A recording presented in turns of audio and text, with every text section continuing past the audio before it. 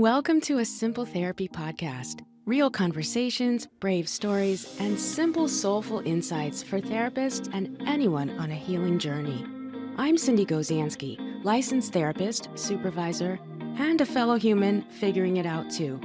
Around here, we believe healing doesn't have to be complicated, and that leading with your heart still matters. We talk about what it really means to be human in and out of the therapy room. You'll hear from therapists, mental health professionals, and people courageously sharing their personal healing journeys. Because whether you're the therapist or the client, we're all human here. Let's keep it simple and keep showing up. Today, I have a wonderful guest, and I can't wait for you to meet her. Dr. Shahrzad Jalali, Psy.D, is a licensed clinical psychologist specializing in psychoanalysis, trauma resolution, and relational dynamics. She helps individuals uncover and address unconscious emotional patterns that impact their well-being, relationships, and professional success. Drawn from her own personal journey through adversity, Dr. Jalali approaches therapy with deep empathy, recognizing emotional challenges as opportunities for transcendence and empowerment. Her work integrates depth psychology, dream analysis, and somatic interventions to facilitate lasting transformation. She is also an author with a book coming out later this year. So I'm really excited to welcome Dr. Shahrzad Jalali so much. Thank you so much for being here. Thank you for having me. It's a pleasure to be here. Yes, I am so excited, and I'm really, really excited about how you've described your work as bridging the mind-body connection and providing practical, real-world strategies for our healing, our emotional and relational well-being. That's just a taste of what we'll talk about. But before we start, maybe, Shahrzad, you could share a little more about you so we can know a little bit more about you, your background, and the work you do. Absolutely. To give you a little bit of a background on myself, I actually got drawn to this field and through some of my own personal associations with what I would now call a midlife crisis, even though it was earlier in my 20s. But as you know, people can go through these changes at any time in their lives. And through that process, I was lucky enough to get paired up with a very brilliant, I would say, Jungian analyst who really helped me navigate what was happening in my psyche. Uh, and I kind of gained the ability to use it to my advantage. I kind of learned how to go into the darkness and come out of it more powerful instead of letting it drag me down. And the whole process was so eye-opening and essentially, I want to say, mm, you know, absolutely containing that I decided to go back to school. And even though I was almost finishing up a PhD in a different field of work and get into psychology. So I started to navigate this field. And ever since then, I've just been so fascinated by it because I got to walk through it as a patient. And now I kind of guide my patients through the same journey. And it just feels so amazingly right for me that I feel like I was just meant to do this. And I can't take credit for finding it. I think it found me. But now I'm glad to be here. Oh my goodness.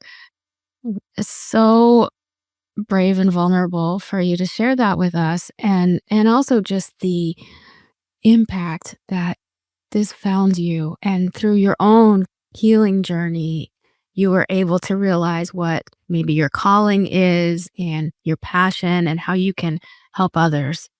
I really love to hear when somebody can share like their experience has led them to the field. And I think for many of us that's true, but we don't admit it as readily. We don't acknowledge, like the mud that we've been through. And yet, what a gift you give your patients now because of your experience. Thank you. I think all of us in this field definitely get drawn to it on some level because of our own, journey and what we've been through. So I think we can all relate to it this way. The Mhm. archetype of the wounded healer to some extent, right? Right. Yeah. So then, through your own experiencing of Jungian work, you also studied that and incorporate that in what you do now. Correct. Yes, I'm very fascinated by Jung's work, and I've taken some courses and mentorship at the Jung Institute, and always had supervisors during my training that were Jungian oriented because Mhm. just his school of thought really resonates with me. I feel like it's a philosophy as well as an orientation in psychological practice. I'm also very much driven by my background. I'm Persian, and I'm very much driven by Persian mysticism and philosophies that very well mend with Jungian analysis.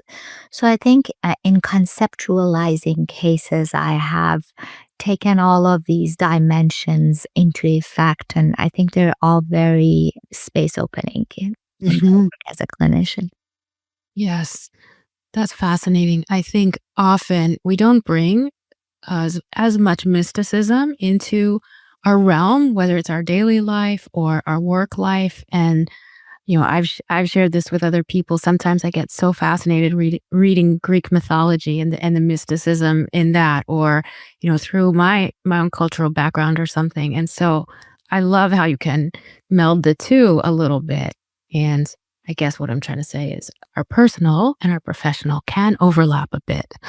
No, I definitely agree with that, especially in our line of work. I think we bring a lot of who we are and what we do. Because if you were to go receive therapy from two different clinicians, even though let's say they were trained in the same exact background and orientation, you're going to receive two different dynamics because every relational association is different, right? So, Mhm. in what we do, yes, our knowledge is important, but we so much bring who we are into the session. And that's why I think it's immensely important to have done your own inner work. Otherwise, your issues show up and can collude with the patient essentially.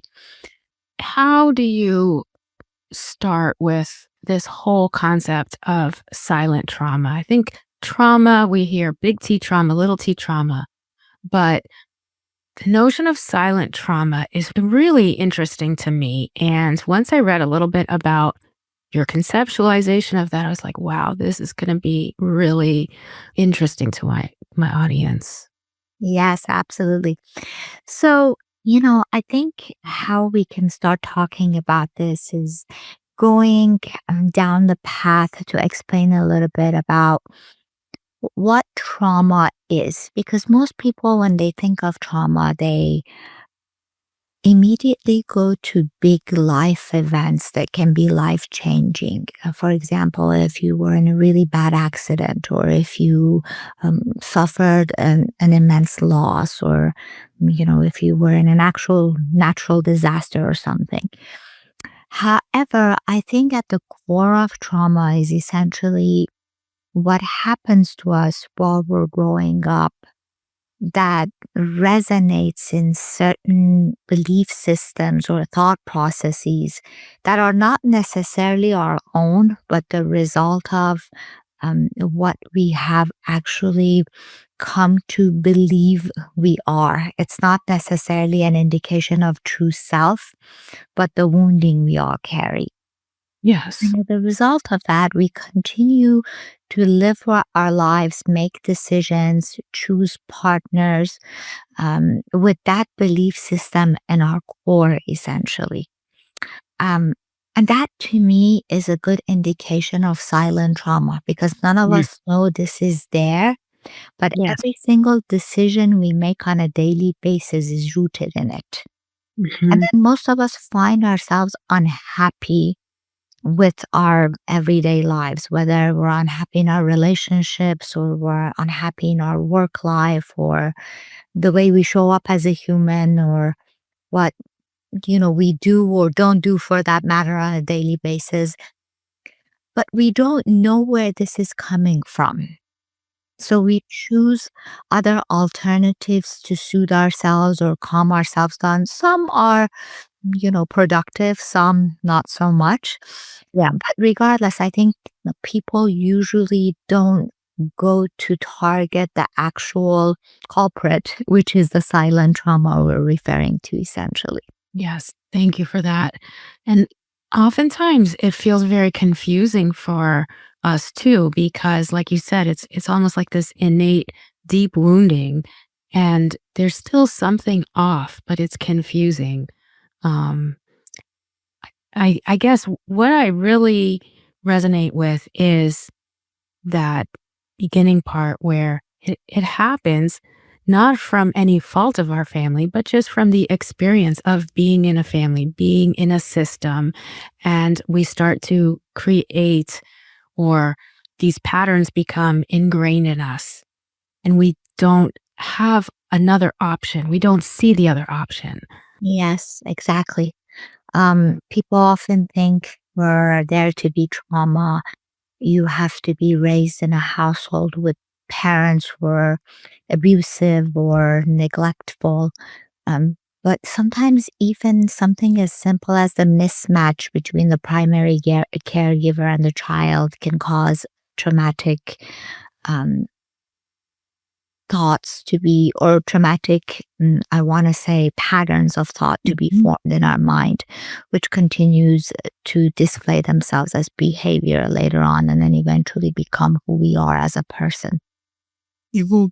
Yes, these things can be very subtle, unfortunately. That's why we don't catch them, right? Yes.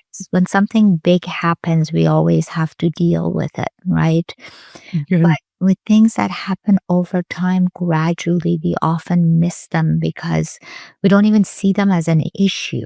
Yeah. And here's the fascinating part of your work. We're talking about these patterns and thoughts and on a cognitive level.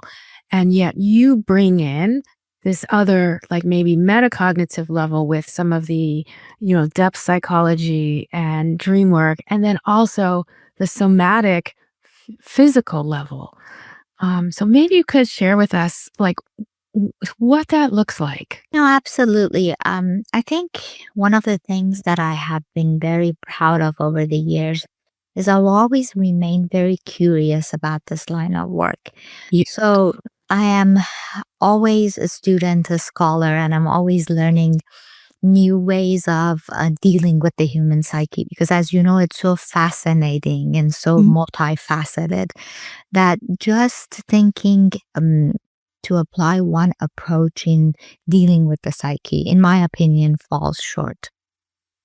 So, both in dealing with my own psyche and the psyche of my clientele, I try to have a very curious approach to the whole thing. And in doing so over the years, one of the approaches I have come to learn is applying you, or I should say, using the body to navigate the mind because the mind isn't very accessible to us. So, yes, we can try to address the mind by um, learning its language, learning the language of the unconscious, going to symbolism and dreams and our fantasies and so forth. But as you know, not many people can access those things as quickly. They really have to go down the realm of psychoanalysis for a while and learn the language to be able to resonate with those dynamics. But one thing most of us can learn to do quickly is to navigate our body because our body is accessible to us. It's easier for us to find or pinpoint a sensational experience in the body than it is to navigate our thought process. Therefore, I try to start a psychotropic kind of dynamic with the patient by teaching them the general somatic alphabets that they need to conceptualize their um, body and the messages their body sends them. And through that, I try to connect that to their thought processes and belief systems. And Mhm, it becomes a playing field that they can play with on their own, even without my guidance at times. And then mhm, eventually they learn the alphabet, they learn the language, and they learn how to interpret it themselves. So they mhm. find themselves in this space where they feel more confident, essentially, sitting with whatever I want to say negative or uncomfortable emotions or sensational experiences that may show up for them because they no longer deem it as Hmm. an enemy or something they need to escape from, but they learn how to communicate with it, welcome it, and hopefully find something through it that can take them to the next level. Yeah, yeah, that's so fascinating to hear about this process, and I really like the somatic alphabet work, the way you described that. Um, and what you said, I just wanna highlight it for anybody listening, especially if you do therapy or you're in therapy. The reason we can turn to the body first is because it's accessible, it's quicker, it's right there. Usually, we can kind of hone into that. And maybe with a little bit of guidance, I'm sure you're in California, you probably deal with a lot of people who are, in the tech industry and very like in their cognitive, minds often. And how challenging is it to help them drop into their bodies? I mean, clearly you have a lot of experience, Shahrzad, in doing this, but I think that, a listener would say, but how do I do it with this person who's an engineer and he's, always in his head? Yes, that can be very challenging. Most of us are never present in our bodies. We're either Mhm. stuck in the past or, anxious about the future. So it's definitely something that you have to learn. And that's why I said we start with the alphabet first, because one thing I've learned over the years is most people cannot even identify their emotions or sensational experiences. You sit with a client for years and you ask them how you're doing, and they say, good. And then you say, so what does that mean? Explain, good. I'm like, no, Yeah. I don't know what good is actually, because good could be many things to me or to you. So let's elaborate on that more. And then sometimes, believe it or not, I start with very simple things um, like giving them a feeling chart and kind of helping Mhm. identify the different feelings as they show up and learning to Yeah. develop more vocabulary around it and to identify it and name it. And when Mhm. they do, sometimes I find this very fascinating that clients break down and they start crying in the office and they say, I can't believe how much sadness I experience throughout the day, but I always override it. I don't even identify it as sadness. To your point, they're so caught up in their mind and conceptualizing their work or whatever it is that they're caught up in that they don't Yeah. leave much room for anything else. And identifying these things and calling them by their names and sitting in them and delving into them a little bit opens a lot of different windows for them that at times are overwhelming and uncomfortable because they've learned not to do that for many years for good reasons. It's a coping mechanism that Right. makes them survive life easier. Yes. Yes. Yeah. I I know also that that's part of the work you do of helping people not push these uncomfortable feelings away or these, silent traumas or these woundings that we would rather leave buried. But the risk of doing that can be so great to our own well-being and our like life satisfaction and achieving, what we're meant to do here. So you really help people, one, not be victims, and then two, almost befriend anxiety, befriend sadness. It doesn't mean we have to stay living there forever. Very true. As long as I think we don't run away from it, then we're good to go because we learn how to dance with it. We learn how to navigate it better. We're not scared of it. The problem is we are afraid of these things and society deems them as negative. So we think we need to find a way to not feel them. Yeah. And in doing so, we get into trouble because we can't escape them. Would you say that that's also often part of like the family systems dynamic that it was, not okay to express the feelings or talk about feeling sad or anxious or something like that. So we instantly create that pattern. Absolutely. I think most people, when raising children, I have to admit, more and more I see in the new generation that they're very and psychologically oriented in Yeah. raising children. So I want to acknowledge that. But at least in the previous generations, because you have to keep in mind psychology is fairly new. Mhm. It's been around as a science for about 150 years, not more than that, right? So it's hard for people to access it in the way that kind of applies into their daily lives. Mhm. The new generation has become more aware and usually have done their inner work. So, in raising children, they implement a lot of those dynamics. But prior to that, I think most of us growing up probably weren't allowed to be who we are in our full expression, right? So Right. let's say if you had big emotions and you wanted to express them, you were either shamed for them or the emotions were immediately shut down by your primary caregiver, or you were told that this is not acceptable to display. So we learn very quickly to hide from them or to shove them down somewhere if they're not evident. Did you know 1 in 5 people will experience a mental health issue this year? That's why I created Mental Health Threads to spread awareness and break the stigma around mental health. At mentalhealththreads.etsy.com, you'll find a collection of inspiring and fun products from t-shirts and hoodies to mugs, hats, candles, and more, all featuring positive messages that encourage self-care and mental well-being.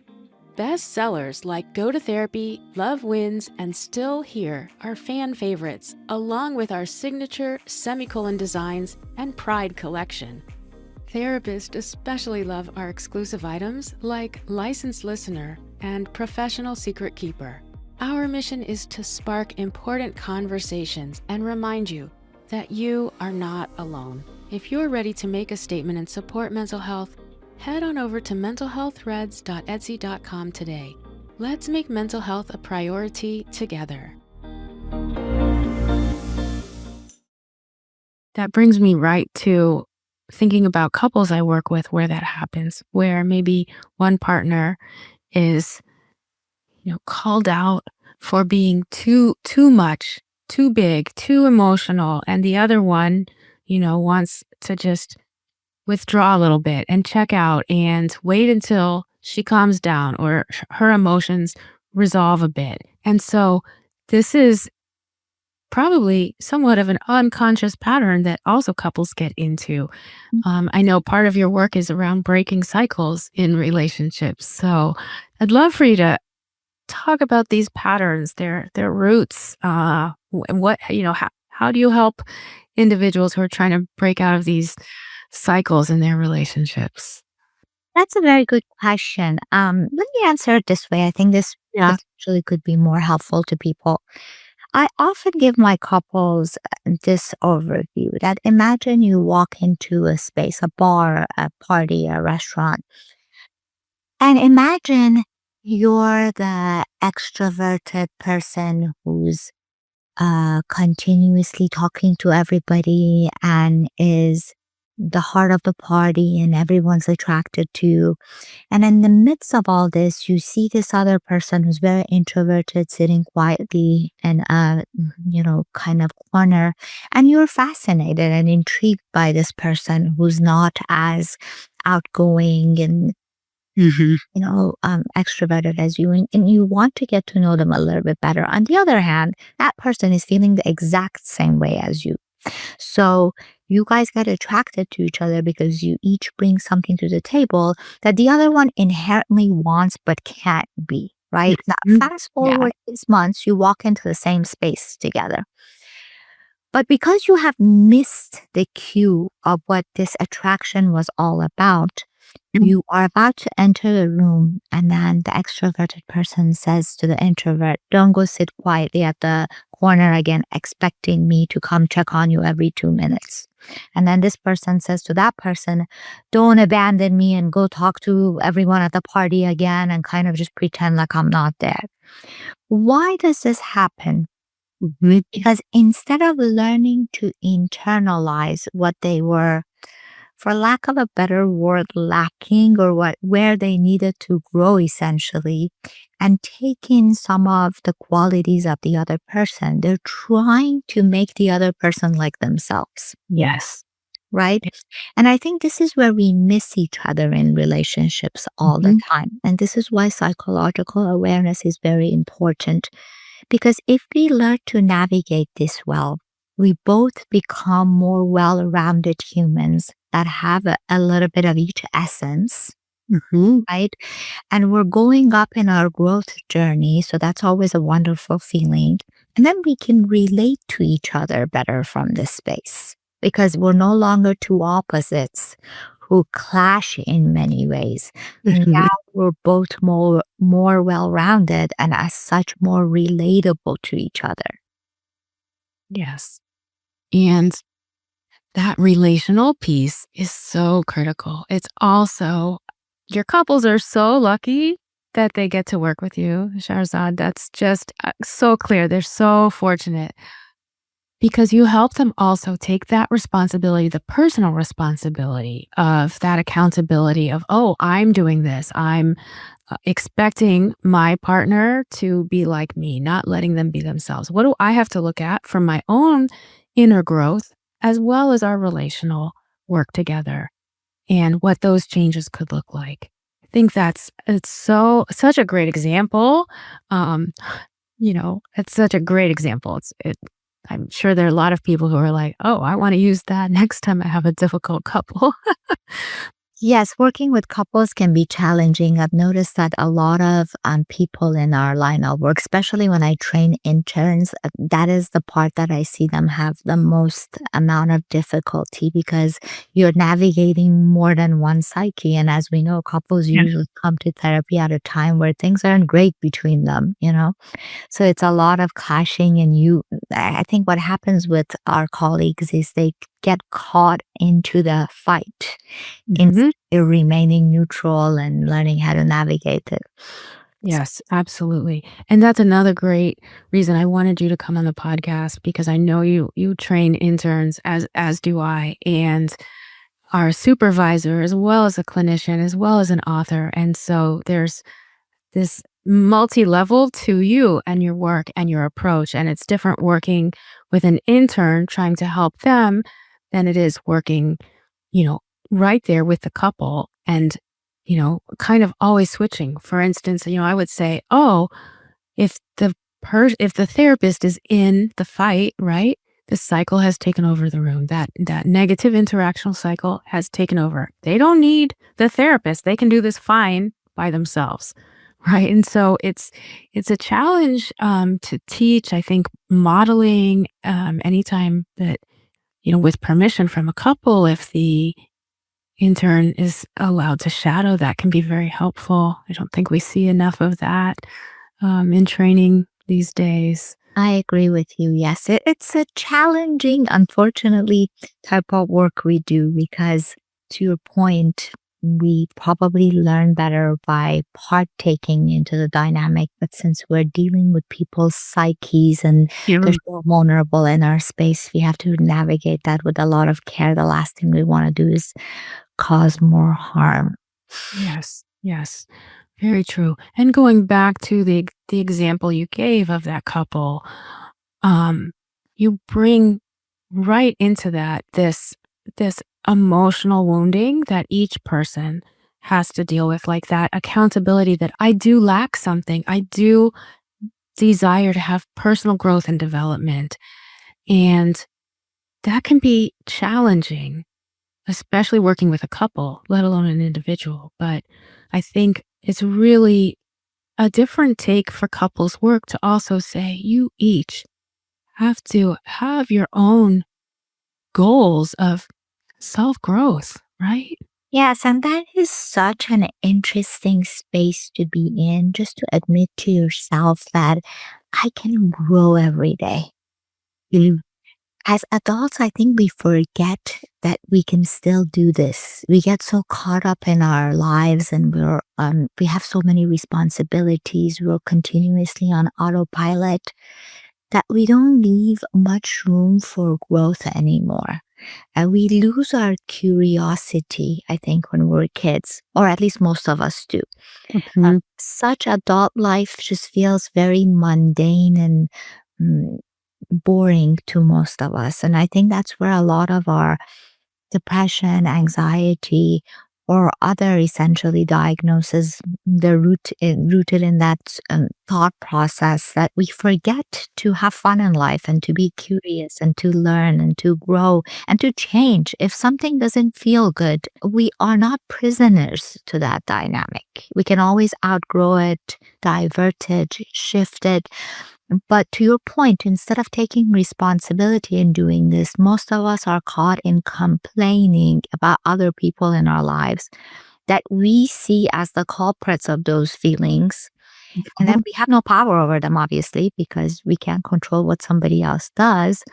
But then we become, or at least we identify ourselves as their victims. And that's where we stop because there's nothing that can be done there. That's where we stop. That's where we get stuck. Exactly. And then that stuckness creates unhappiness and different types of unraveling. And that's the pain where hopefully somebody is going to come to get care or, seek some other forms of therapy or treatment or um, growth, and really looking at what's going on for them. Absolutely. Hmm. That's my hope for every human out there to know that whether I'm not trying to send everyone to therapy, this is just one way of navigating this. As much as I feel like it's changed my life and changed many people's lives that I know that one thing doesn't fit everyone, but there's so many different ways to do inner work. Hmm. That honestly, there are countless ways. And just knowing that if something isn't what you want it to be, you have options. Just admitting that to yourself and maybe writing it down, putting it on a piece of paper and looking at it eventually will put you in the path to go seek what those options are. And I'm a firm believer that when you start seeking, the road appears, whatever that might be for you. Oh, so beautiful. You're giving us so much permission here to want to grow, to want to have fun, to prioritize our inner growth and even just start by saying there are options, write that down and trust in something greater that then that road is going to appear. So beautiful. Thank you for that, Shahrzad. And was there maybe a specific moment or were there times where all of a sudden you realized I can have options. I can pursue my personal growth journey. Or was this something that you just, you came up with like from your culture and your family and it's an expectation to always be pursuing growth? Because I don't think everybody is. That's a great question. I think it's twofold. Part of it is, I think, my natural curiosity towards. The other part is, I don't know if I should say, obviously, unfortunately, but because I'm a big believer that every coin has two sides, there was a fortunate side to this unfortunate accident in my life as well. I went through something very traumatic in my adult life. And as a result of it, I think I had to do a lot of seeking to find some healing from this trauma that I endured. In fact, I've written a book that is gonna schedule to come out in September. The book is called The Fire That Makes Us. And Mm. it is actually rooted in this traumatic event that Oh my.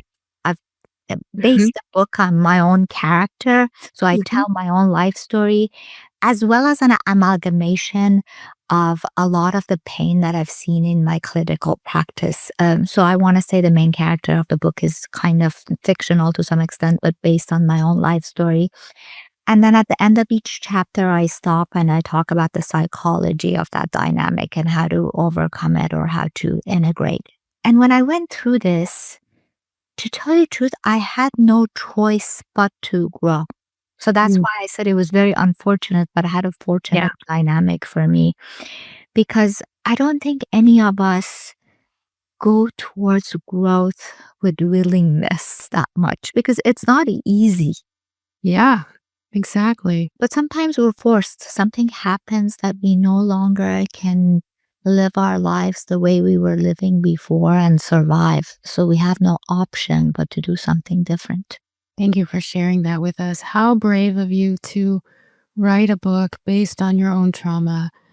And I love the structure of it. That's brilliant to have then this the psychological underpinnings at the end of each chapter. This sounds amazing. So this is coming in September. How has the writing process been for you? Because it's so personal, then also professional. And w- were you part of a writing group? Like what type of either external support did you get? I think a lot of people would be very curious about that process. I'm a firm believer that writing is very healing. And so I often invite my patients to do a lot of journaling on their thoughts. And when you work psychoanalytically, there's a lot of conversations with you in different parts of your psyche, Mm. essentially, or different parts that show up.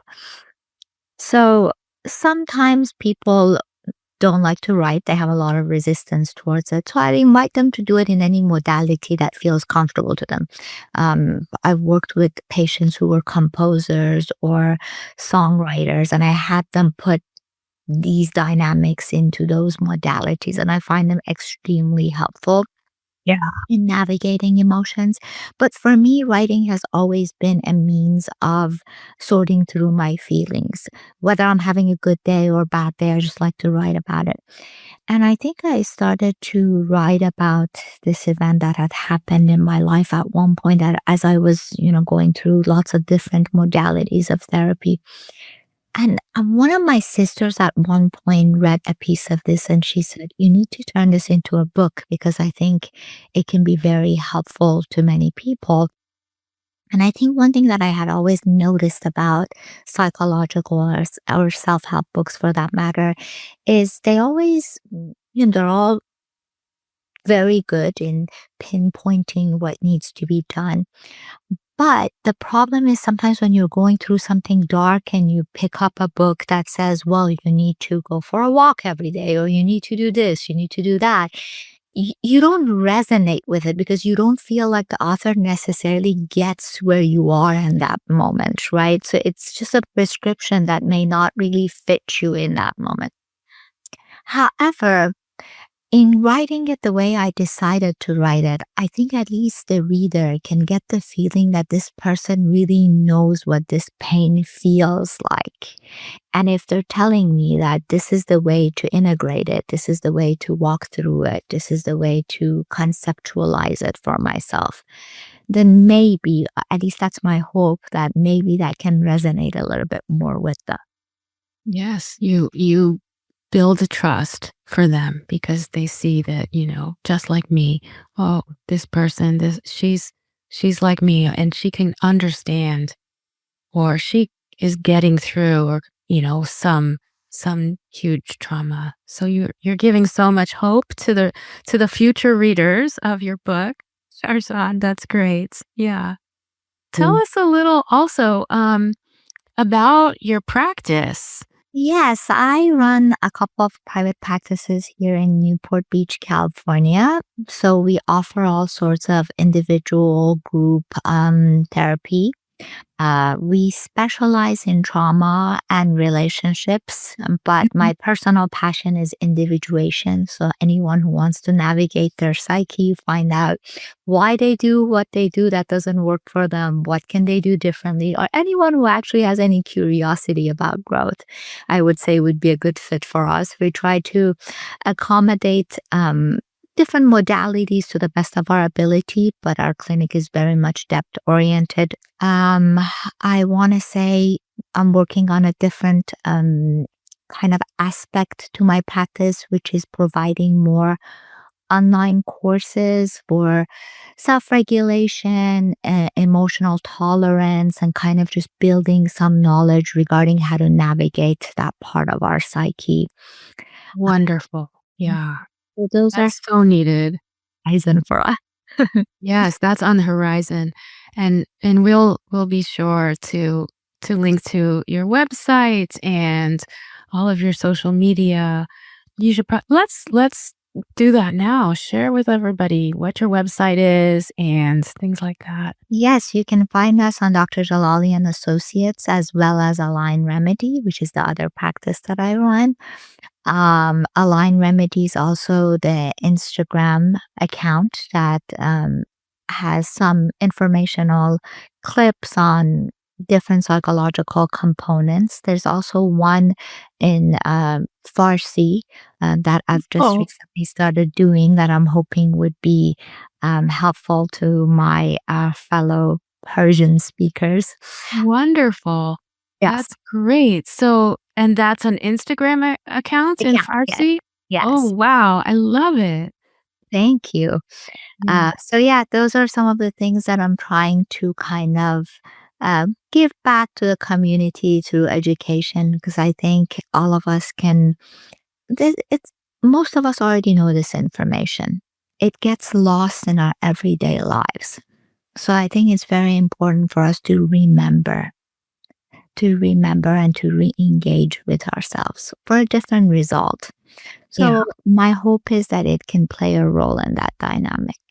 Yes, that's beautiful. It seems like such a mission of yours to help us as individuals remember and return to ourselves and become more whole in some ways by embracing some of those parts of us that we've pushed away or that we don't like to uncover, and yet the potential for growth is really there if we are brave enough to take that risk and have support.